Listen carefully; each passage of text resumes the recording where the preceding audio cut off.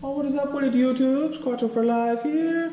Just wanted to bring you guys episode 2 of the AAN 500 wheel horsepower budget build. I say 500 wheel horsepower because that is the goal for this build.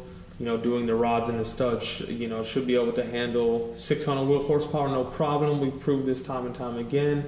But since this car is going to somebody that's not really going to tinker on it, I'm not going to be anywhere near the car to work on it. I think 500 wheel is definitely a very safe number. Something more practical for those of you at home that want to try and do a build like this. You know, factory engine could do like 400 wheel, but you might, I don't recommend, an engine that hasn't been opened for, ever, or, 10 plus 20 years, something like that, because you got some old bearings in there that have seen some wear, and, sometimes they've been sitting for a while, and, cars and parts, they just don't like that shit. So easier to spin a bearing that's, really, really old. So if you're gonna, tear the engine down, replace the bearings, and do all that, you might as well just do the rods and make sure everything on the bottom end is good. Factory piston can handle 600 wheels, so if we run about 500 wheel, we shouldn't have any issue at all. Don't have to run such a big turbo to make those high numbers, so we can pick up some mid-range torque and some spool in that end, and the car will be more fun and more streetable. Down the road, we can always go more, but for now I think this would be a lot better for the community to do something on this power level. I think that's like a good number for the street.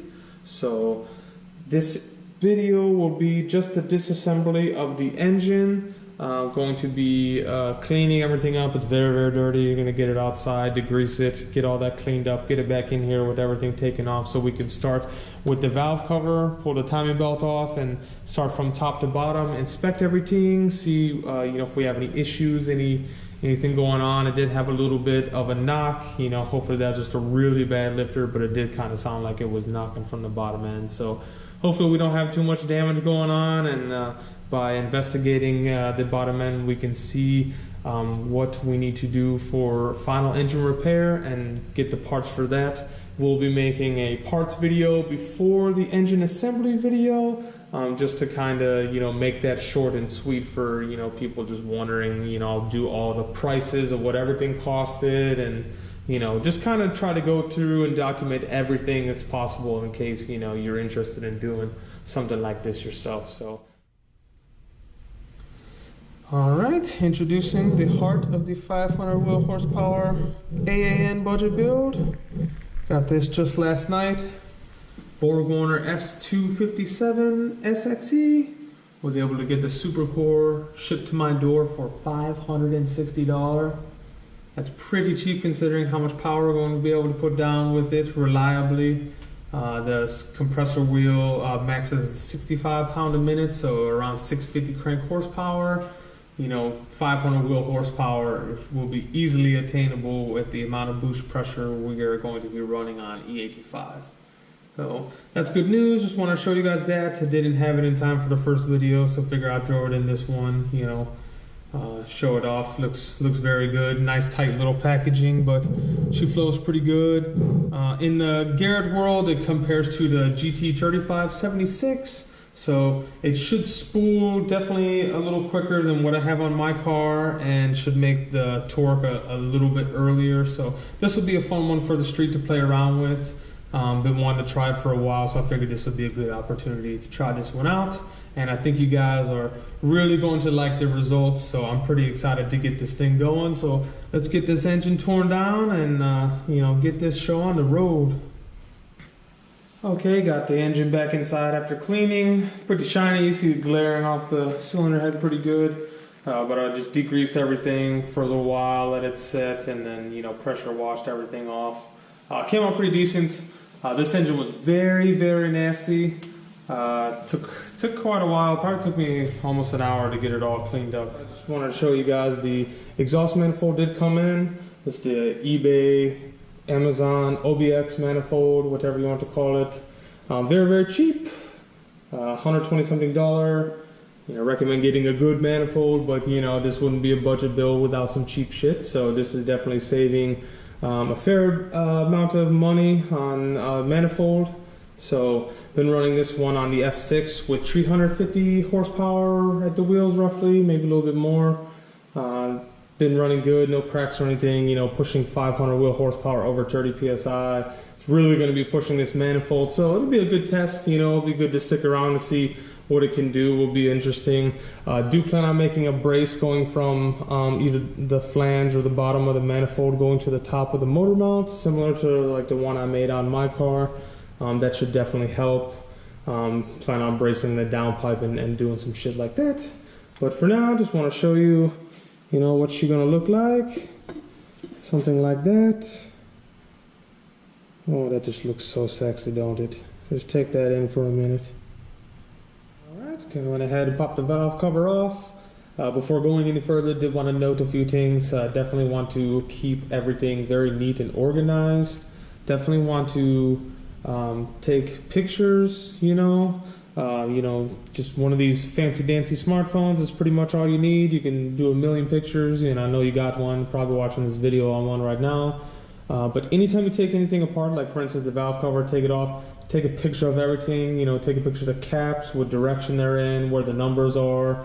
Just anytime you take something apart, just take a picture. You know, it can't hurt just to have it for your documentation, and when you go for reassembly, you know, that way you have less chance of, you know, having some kind of failure. So that's something I recommend.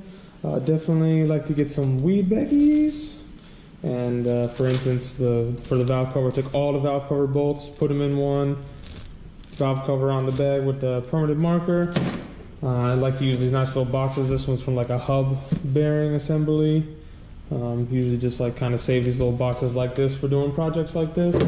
So put everything in there so it's nice and organized. Got the little notepad and a pen, and that's going to be for taking some measurements. It's more beneficial on the bottom end when we go to check the crankshaft journals and the outer round, the cylinder, and you know, things like that. So got a few other measurements we're going to be writing down in there, and I'm going to show you. But for now, got the valve cover off. This engine does have 7/8 cam, so that will easily, you know, push us over that 500 goal.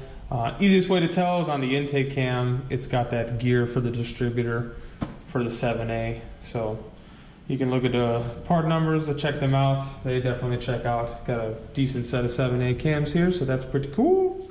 Okay, got all 5 spark plug removed. That will make it easy to roll the engine over so you're not fighting the compression. So we're gonna roll cylinder 1 over until we're at top dead center. But before we do that, we are going to take a measurement before taking the timing belt off. This measurement, this trick, I learned from a very good friend of mine. He learned it from an old timer at the dealership very, very long time ago, back in the day. So we've basically used this technique every engine build. This is more reassurance. You won't find this in a manual or anything like that. I've never seen it anywhere before. So what you want to do is check the amount of torque it takes to turn the crankshaft. There's 3 different measurements. The first one is going to be checking it with the whole engine assembled like it is right now before removing timing belt. See how much torque it takes to turn the whole engine over. The second is going to be just the bottom end. Once the cylinder head is off, just the pistons and the crankshaft are in. We're going to see how much torque it takes to turn the crankshaft and the assembly over. And then the last one is going to be when the pistons are removed and just the crankshaft is in the engine by itself on the main caps. We're going to turn it over and see how much torque it takes. I've got a handy dandy electric torque wrench, very, very sensitive. So we're basically going to take each measurement as we're tearing the engine down and write that number down on our little notepad. And what that's going to do is like I said, it's going to be a reassurance. So when we go to reassemble, you know, you might turn it over and it might feel like really, really tight, but you don't know. But by taking the measurement, we can put the torque wrench back on the crankshaft as we finish each stage of rebuilding, and we can check the torque to make sure it's in line with the torque that we wrote down while we disassembled it. Like I said earlier, I had a bad bearing one time, and this helped me diagnose the bearing, because by taking the bearings out, it was a main bearing, by taking them out one at a time and turning them over with the torque wrench, I was able to diagnose which bearing it was Not that you couldn't tell by taking them out one by one and just doing it with the ratchet, that would work too. But this is just more of a precise way, in my opinion, to see that. The number's not going to be exactly the same. Obviously, new bearings, there might be a little bit more resistance, but you know, if it takes 15 foot-pounds to turn it over at this stage, and then you put it back together and it takes 45, something is wrong. So you're better off diagnosing that problem while you're at that stage before going on to the next stage, and this technique will help you do that. So hope you guys didn't skip that, because that is something I do on every engine, and I think you should too. Okay, so to take the first measurement, I'm gonna go ahead and fire up the damn torque wrench. If you have one that's not electric, it's the same principle. Just start lower than what you think is going to turn it. So I think it's somewhere around like 30 foot-pounds. Once I get the final measurement, I will read off what it is in Newton meters for our friends overseas. So 25 foot-pounds is what it's on. So we try to turn it on 25. See how it lights up and flash 25 before turning. That means it takes more than 25 foot-pounds to turn it. So we're just going to go up 26, and then I'm just adding I'm not like going really hard. I'm just adding enough pressure, because this will be the true test.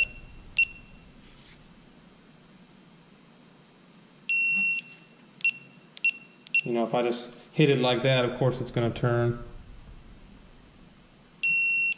All right, that's 30, 32.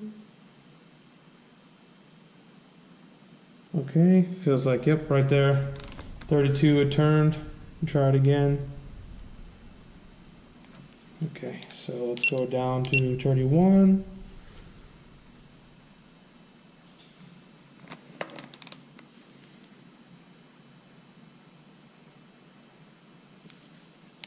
Looks like it's right at 30.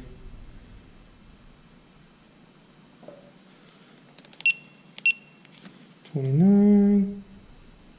Yep, so that lets us know right there. It takes 30 foot-pound.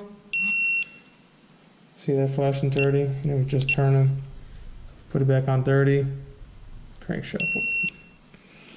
Okay, so 30 foot-pound is 40.7 Newton meter. So let's go 30. 30.7.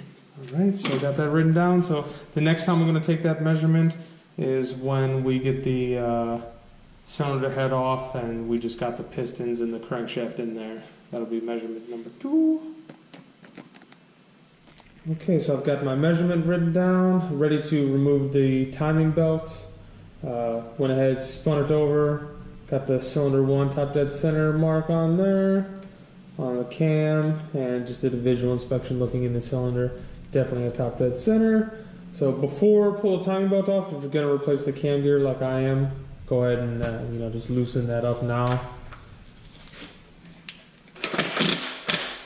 Just a little hit with that impact gun will take care of that. So I'm going to remove the timing belt now, so we can remove the cylinder head. If you're, not going to be, removing the cylinder head and sending to a machine shop, like say you're just doing like a head gasket, a quick driveway head gasket repair or something, you don't have to remove the cams. You can remove the cylinder head with the camshaft still in the cylinder head. But since we are totally going to be tearing this down and sending it in and getting it shaved and getting it cleaned up and everything, we're going to go ahead and take the cams off first before removing the cylinder head.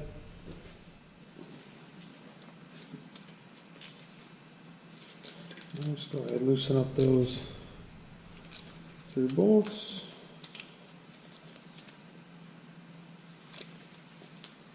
And loosen the tension.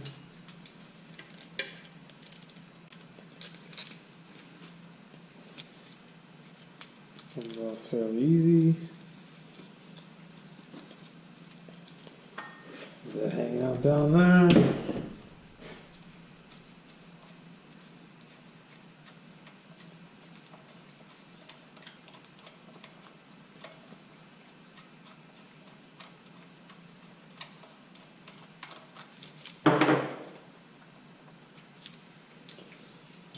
So this is the notorious cam gear tooth breaking.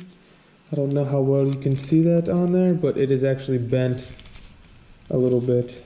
It is not looking good. So this is why I highly recommend. Look at that, it's broken. It's actually broken. You can see that. You see that gap right there? That does not look good. Holy shit. Yeah, so definitely this is not going back on any car ever. It's gonna go in the scrap bin.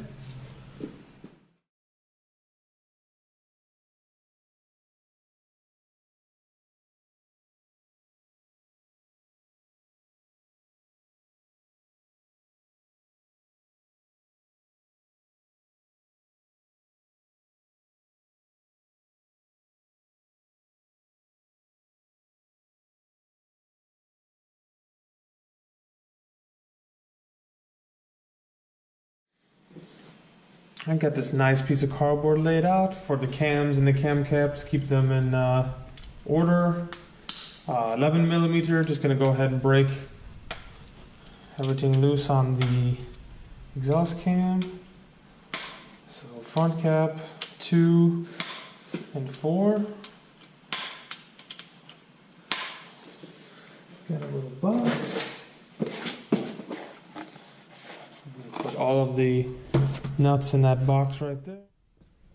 Alright, so now I'm just going to break the remaining caps loose and then just alternate removing the caps. Okay. Alright, and once they're all removed, you can see like this rear cap is already going to come off like that, so we can go ahead and put that over there in the same order that it would be on here. Cap number 4.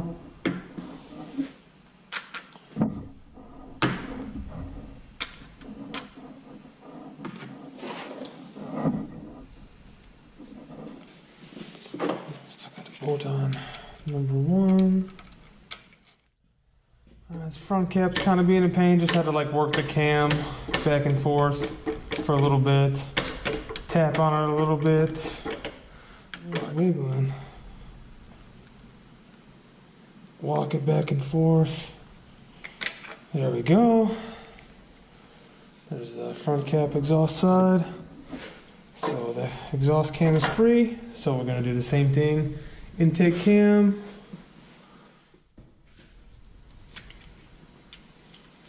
Seven. 9.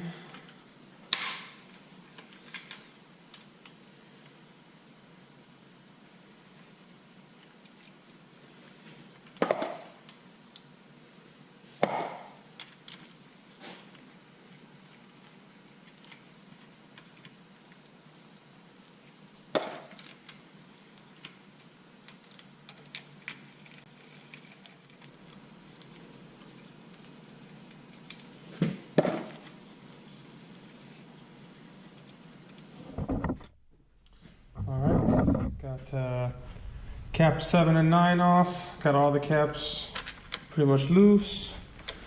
Throw 8 in there.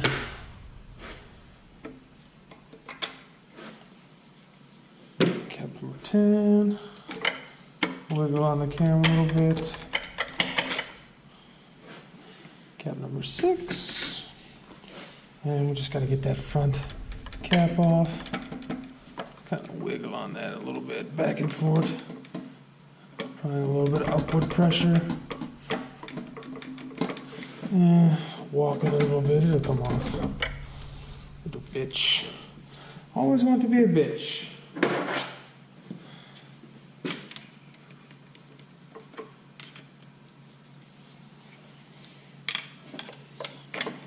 There we go.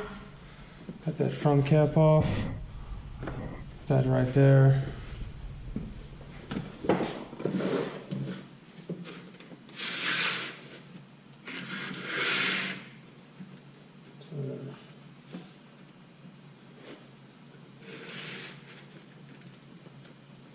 Go ahead and take these out.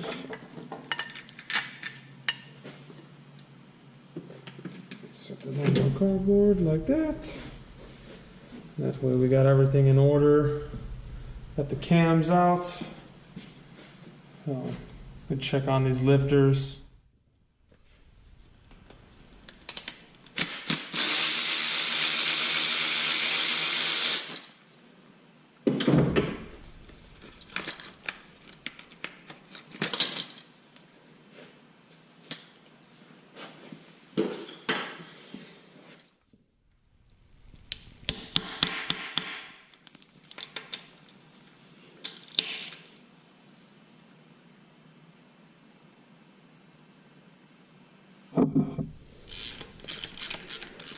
These shallow 6 points are pretty easy to strip out, so take my time on those. A lot of times when I get to these cars, these are already stripped out. So that is good.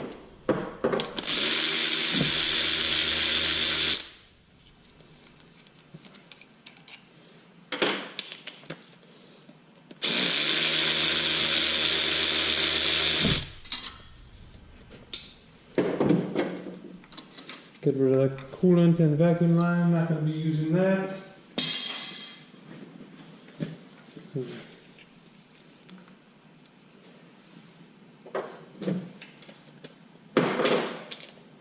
Go ahead and pull the cam sensor.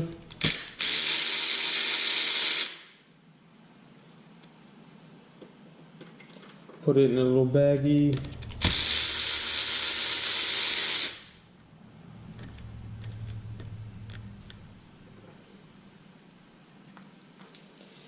Go. There's the cam sensor.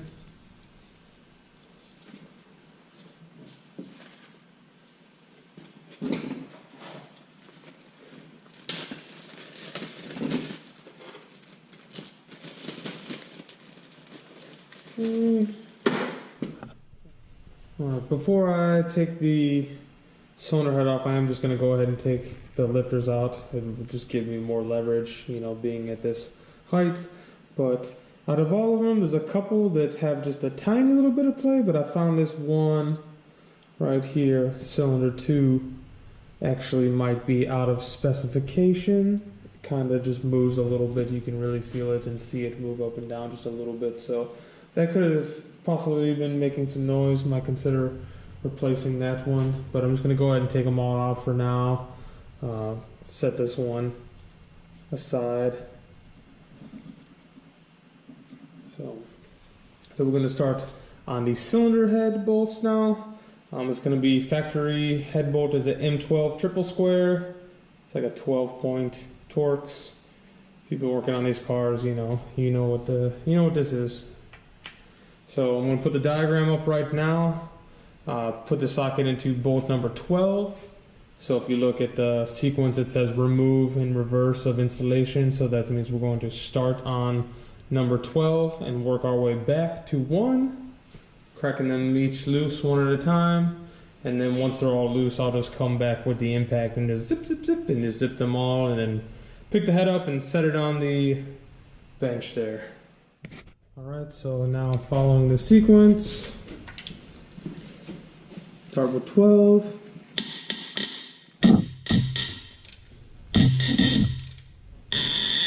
Ooh! Nice and squeaky. Alright, 11 all the way over here.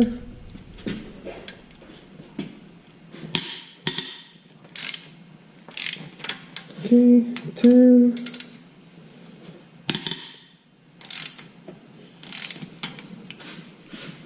9 all the way back over here.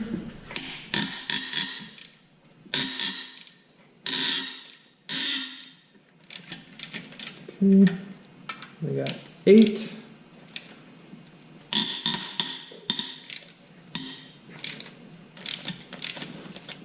7.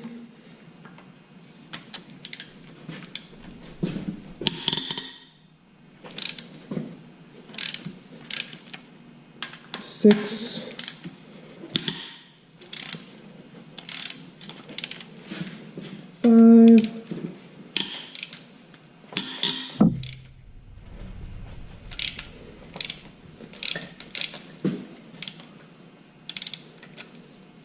UrS4.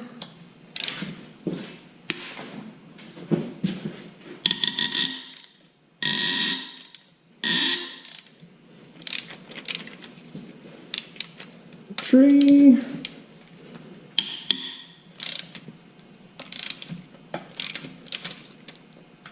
Two. Oh yeah. And last but not least, one.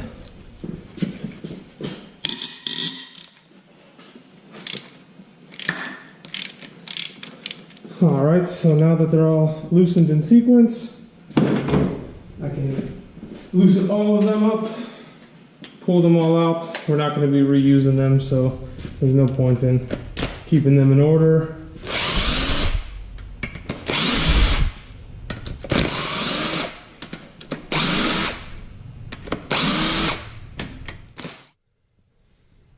Okay, so with all of the bolts removed, the only thing holding it on is the gasket and a dowel pin.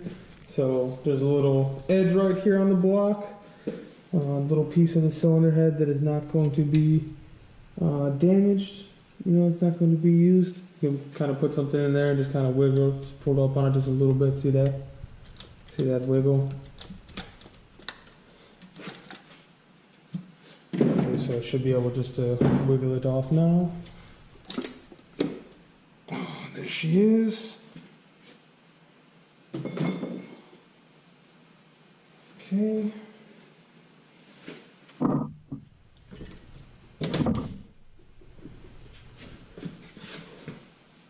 What we got going on there? Pretty good, dude. Everything look okay. Not too bad. Got a little bit of oil spillage going on.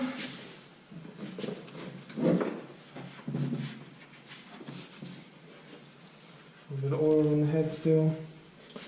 Go ahead and get this head gasket off of here. Ooh, look at those water jackets. They're full of rust. You can see the color on there. It's from, you know, having the wrong coolant. Alright, so with the cylinder head off and the piston still in the engine, we can go ahead and take our second measurement of crankshaft torque. This one's going to be way less. I put it on 10 foot-pounds, so we're just going to start right there.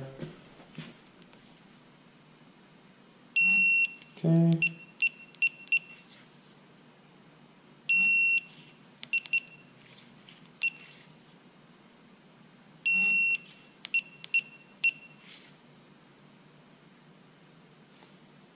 Okay, let's go back down to 16.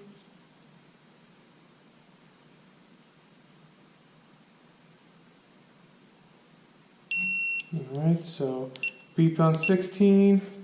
Let's go 17, very, very slowly. Okay, beep on 17, 18.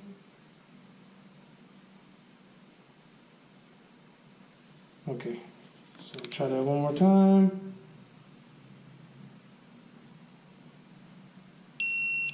Okay, so it's looking like 18 foot-pound of torque. So 18 foot-pound is 24.4 Newton meter. So I'm gonna go ahead and write that down. Okay, got the bottom end flipped over. Got all the bolts out, all the way around, 5mm, and then there's the two 6mm. There's a nice little spot right here. You can just kind of wiggle. Come off, no problem.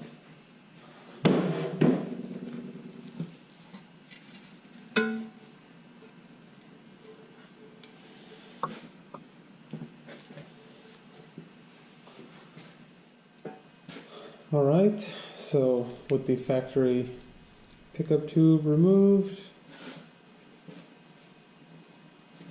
remove the windage tray,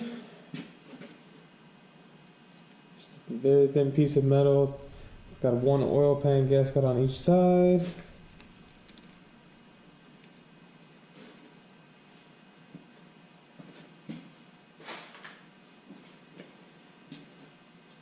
And here we are, down to the nitty gritty. Now the moment that I have been waiting for, getting the oil pan off, windows tray off. Kind of go in here and check these connecting rod bearings. So, just gonna start with cylinder number 1. Just gonna basically just go up and down.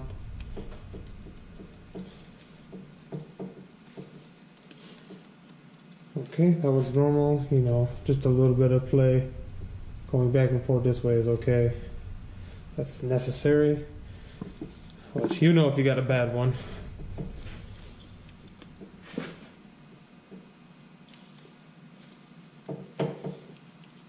Okay. Number 3. Ooh! Oh, there's our problem. Definitely cylinder number 3. Oh, look at that. When you're sitting there idling, that's what you're hearing. Whew, that is terrible.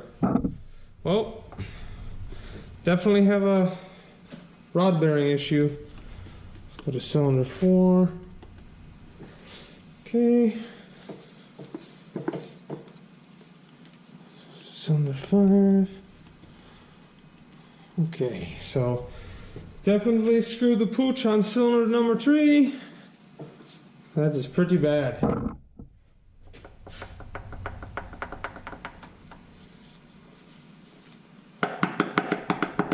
Yeah, that's pretty bad. So, well, at least now we know definitely what's wrong with it.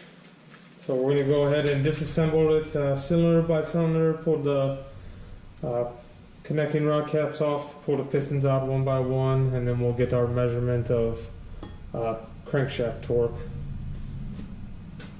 before we continue.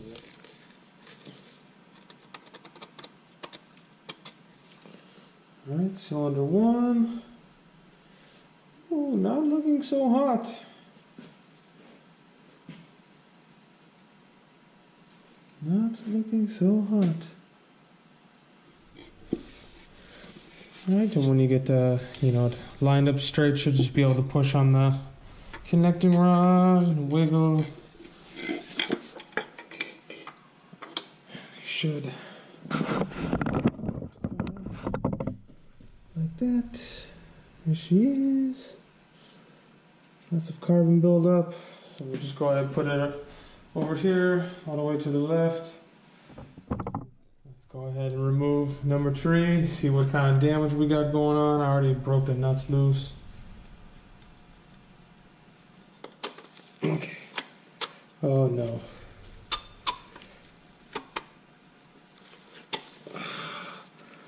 Ooh, that looked very, very bad.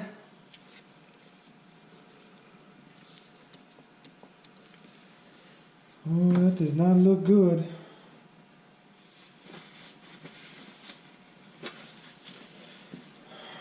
So, right away I can see the layer right there. Definitely spun bearing.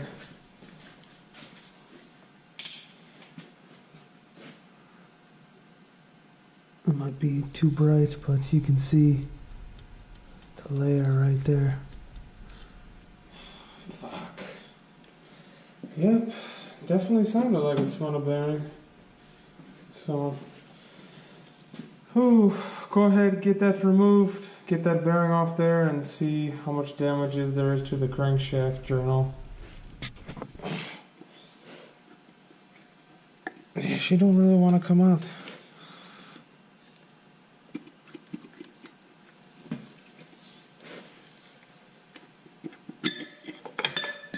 Ooh, did you see that?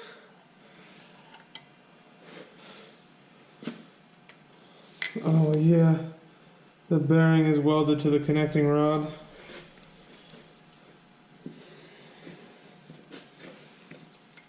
See that?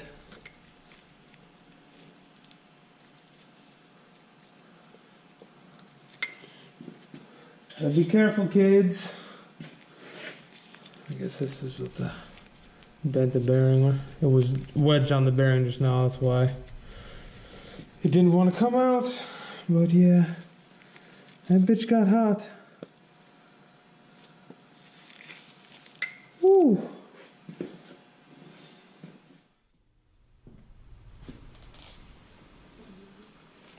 Alright, got all 5 pistons removed, got them out on the bench. Just got the crankshaft, left the balancer on here. Basically, you know, making it easy to turn without the tool. But now it is time for our last crankshaft torque measurement.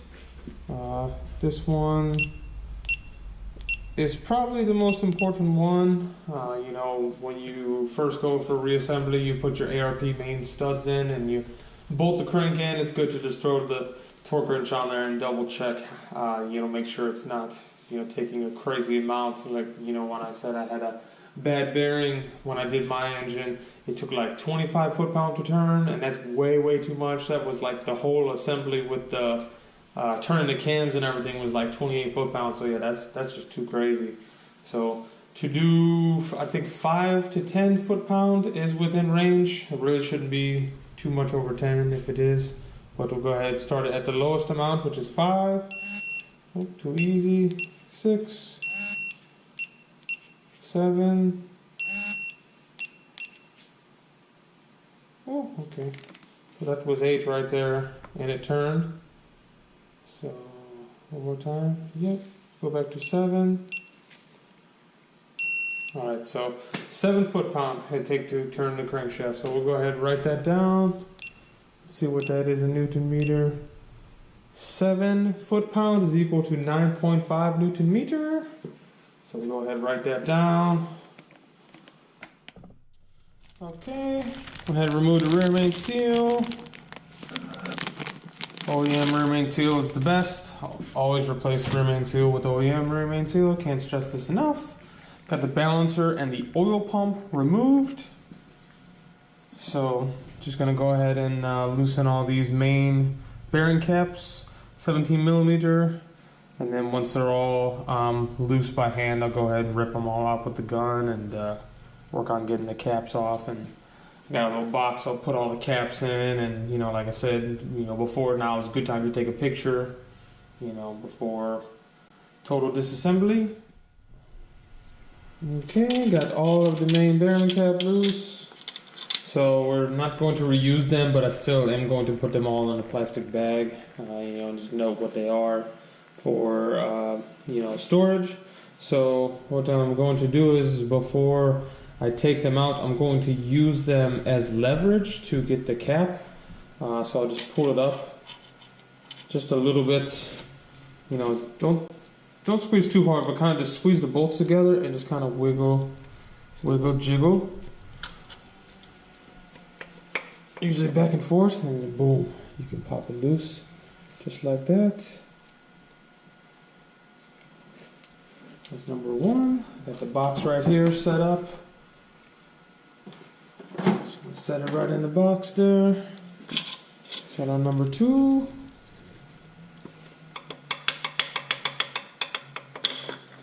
Alright, that's number 2. Number 3.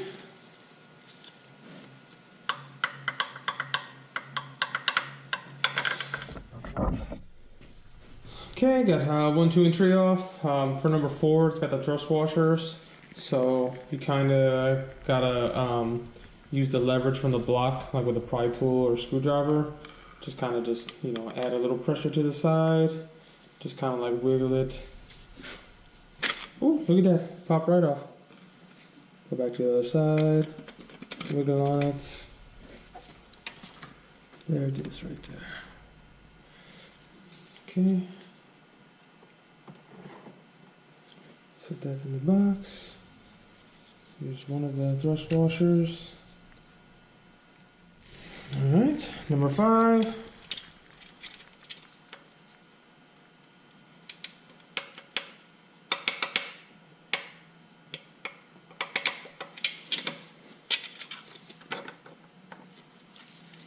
Number 5. And last but not least,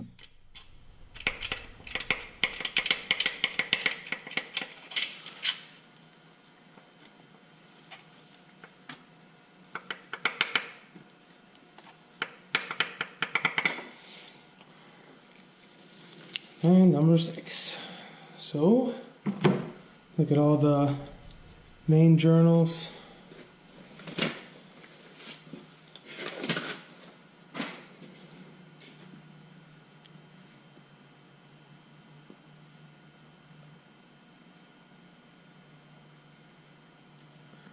Looking pretty good. Just pull up on it.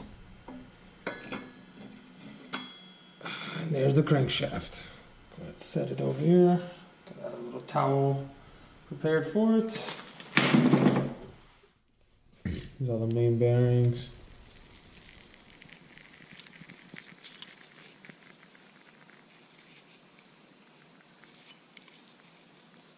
Not as bad as the rod bearings. Okay, you're going to start measuring the main journals.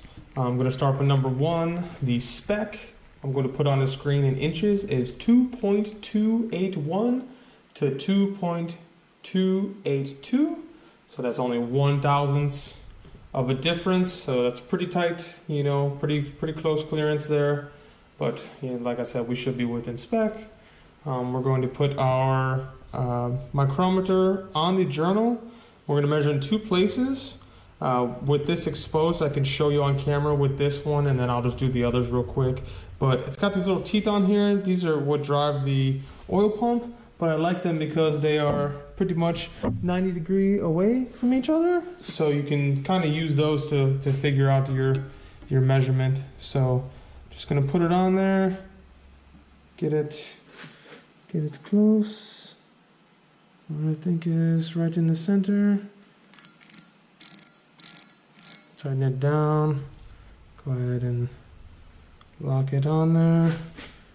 Look down. Looks like it's pretty straight. So just pull it off. And I'm going to, I don't know if you can read that or not, but I'll read it off to you. It's going to be 2. Move this thing for a second. 2.282. Okay, so that's perfect actually. Yeah, that's the spec for it. So that's good. So gonna do one this direction, and then we're gonna do another one this direction.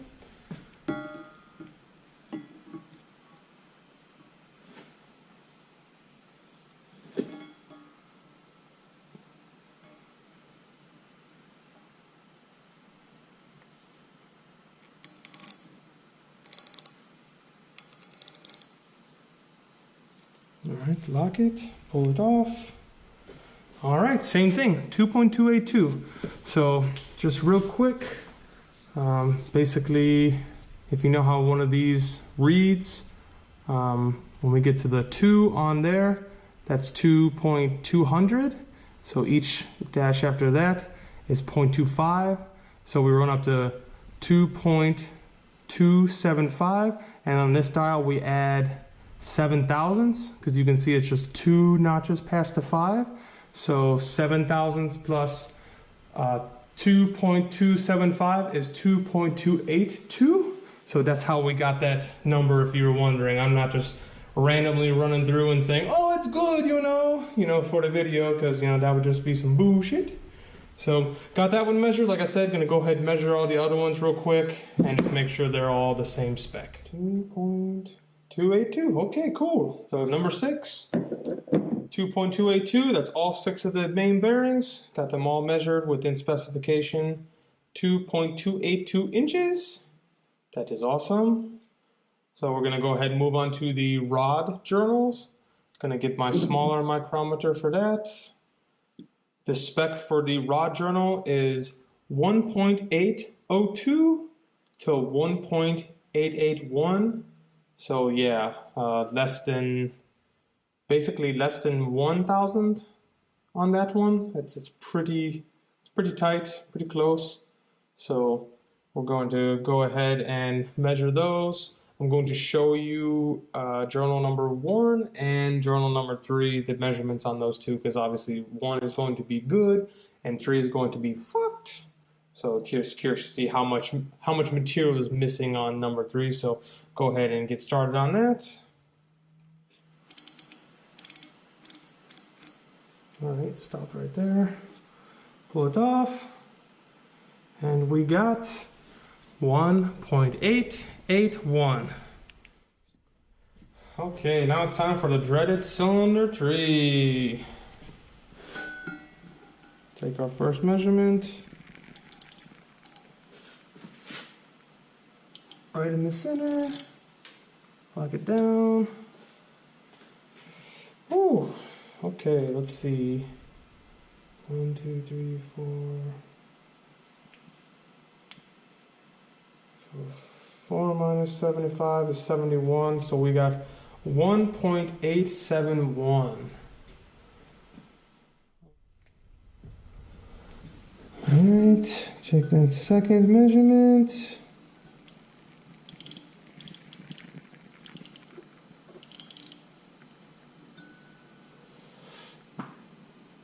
That one actually pretty close. That one only off by 1,000th. So 1.8799. Yeah, that's not too bad. Double check going this way, make sure that my measurement was good.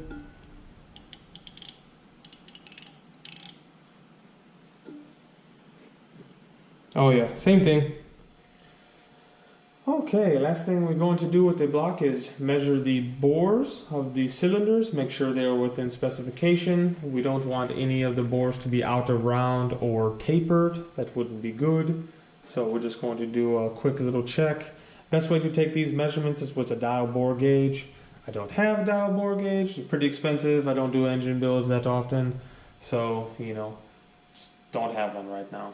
Start doing more, I'll probably get one in the future, but I'm not really used to all my friends just going and buying these cars all of a sudden. It's kind of different for me. So I got a cheaper solution, these telescoping gauges. Got the whole set for like $40 Amazon. They lock in place, they're spring loaded like that. See that? So basically you put it in cylinder like this, open it up. When it's at the size of the cylinder, you lock it in place, pull it out, take your micrometer, and that's how you get your measurement. So we got basically 6 measurements on each one we're going to do. We're going to do 3 for the taper, so the top of the cylinder, the middle, and the bottom. And then we're going to do 2, we'll call this A and B. A is going to be lengthwise, B is going to be 90 degrees from that. That's going to tell us our outer roundness on our cylinder bore, and the other one is going to tell us if they're tapered. The factory piston size is 81 millimeters, so the bore is 81.01 millimeter or 3.189 inches. So we're looking for all of the measurements to be 3.189 inches. So we want to make sure it's definitely in spec, because I'd like to get the engine honed. And that's going to take just a little bit of material off, so we want to make sure that we have enough material, because we don't want to be having any blow-by or any issues like that in the long run. Want to make sure that she's good to go. So go ahead and get started on those measurements. Okay, so about to do the first measurement. So what I've done is I've gotten the 3 to 4 inch caliper. That's the biggest one that I have. And what I've done is I've went ahead and locked in 3.189, which is the specification. So I'll just put that right here on the bench and get my measurements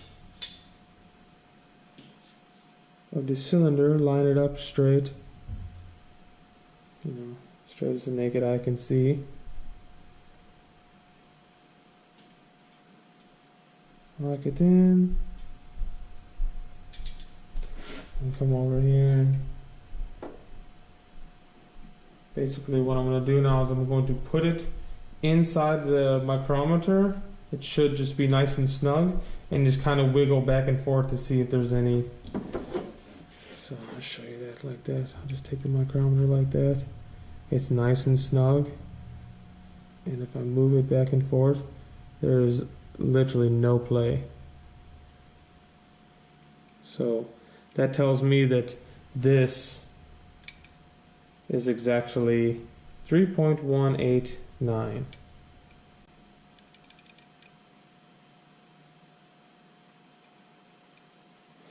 So that's kind of how I do that, because we're going to be taking 6 measurements from each cylinder, so it's much quicker just to, you know, check, you know. So the dial, like I said, the dial bore gauge is going to be way more accurate in doing this, but like I said previously, we're going to get these cylinders honed, so we're just really just trying to get a rough estimate. I mean, if I set this at 3.189, which is the spec, and I go in the cylinder and I put this in here, and when I go back and forth, make it a little shorter to show you. If I go back and forth in there and it clicks like that, then we know that that's, you know, that's way, there's something wrong, and I'll double check it, you know, the same spot, pull it back out, check it again. And if it clicks like that, that's way too much. If it clicks like that, then I will unlock it and tighten it and see exactly what it is. But this method I like to use, like, just to do a quick check of all the cylinders, so figured I'd show that. So I'm just going to go ahead and just run through all of them really quick. Alright, got all of these cylinder bores measured, everything within spec, nothing out of round, nothing tapered. This is very, very good. So we just got to get the pistons up here, measure them, and then subtract the cylinder bore number from the piston number. That will give us our clearance. Like I said, the machine shop is going to go in and, you know, use the dial bore to check everything, but it's just good to double check, and, you know, for the video, for you guys, of course. So we'll get the pistons up here, disassemble them, check them with the micrometer, and we'll get this boxed up and just keep trucking along. Alright, gonna go ahead and get started on the pistons now. This step, definitely like to do one piston at a time. Start with cylinder 1, you know, that way things don't get mixed up. You know, keep, you know, parts from cylinder 1 with cylinder 1 and parts from cylinder 2 with cylinder 2. You know, pretty simple shit. So I got a nice little baggie here. Got 5 of them, labeled 125. So I got number 1 up here now. I'll be removing the connecting rod and the rings that we won't be reusing, cleaning up the piston, measuring it, and then once I'm all done with that, I put the piston, the wrist pin, and the clips in the bag so we can keep everything nice and organized. So let's go ahead and disassemble the piston now. Alright, go ahead and pop that clip out for the wrist pin. I did check all these. I don't think I had it on camera, but I did check to make sure there was no play in the wrist pin on all of them, and they all felt good. So don't think I got that on film. So here, just mention that. But yeah, this is pretty easy. Just get a small enough screwdriver, get it under that clip, pull it out like that, and then just walk it around. Ooh, sometimes they just go flying like that. You don't want to lose them. It is right there. There's the clip, so I'll just go ahead and put that straight in the bag. We do not want to lose that.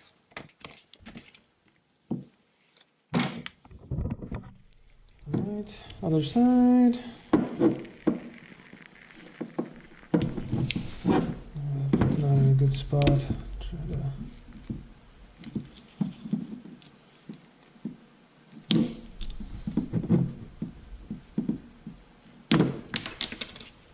Nice, that one landed right next to the bag.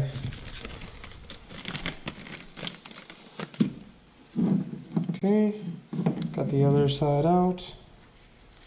The wrist pin is moving back and forth a little bit. See if we can just push it through. You just get a little tool, a little something to help.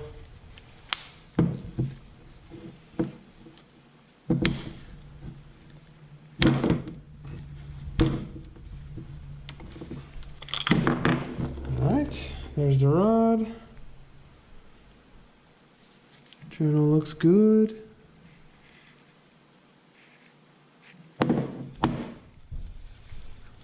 See the wrist pin still sticking out.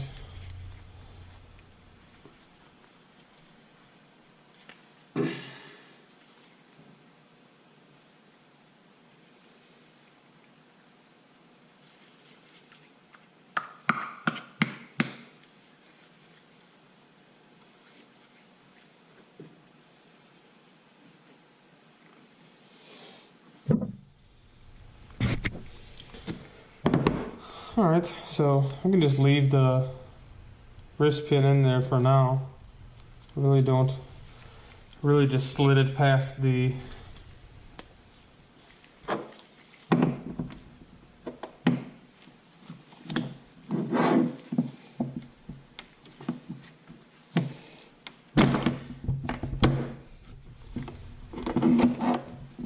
Alright, there's the wrist pin.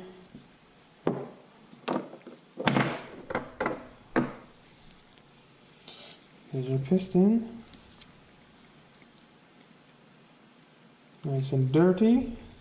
So we'll go ahead and get these rings off. Put the wrist pin in the bag.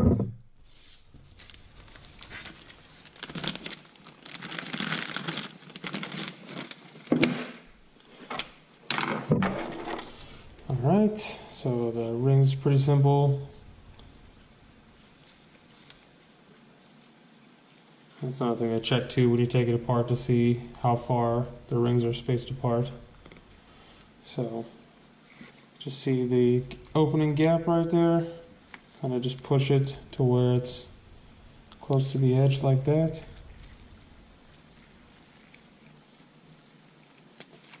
And then you just get that. Walk it on around.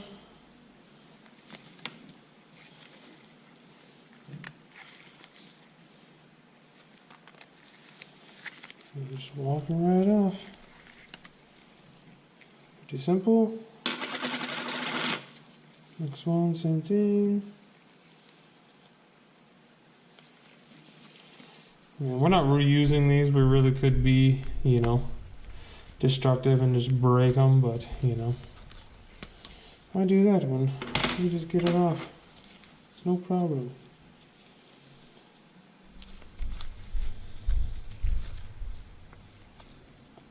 Oil control ring,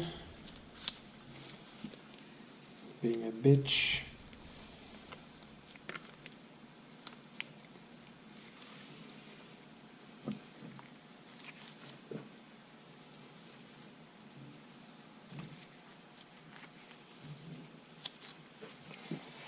Alright, the oil control ring.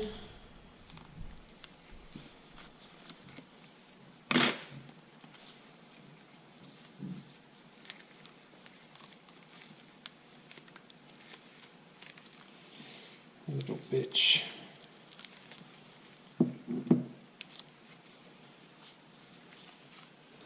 Little thing wants to fight.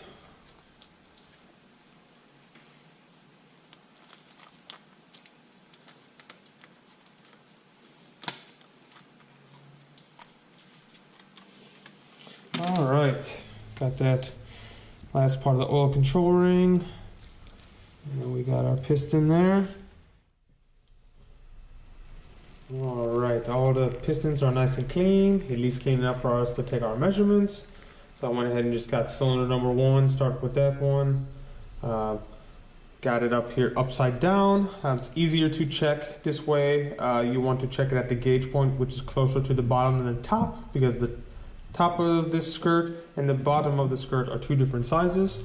So I went ahead and got the spec in the caliper, 3.188 inches. So same thing, just like the other time. I'm just going to slide it on there, and it is pretty snug.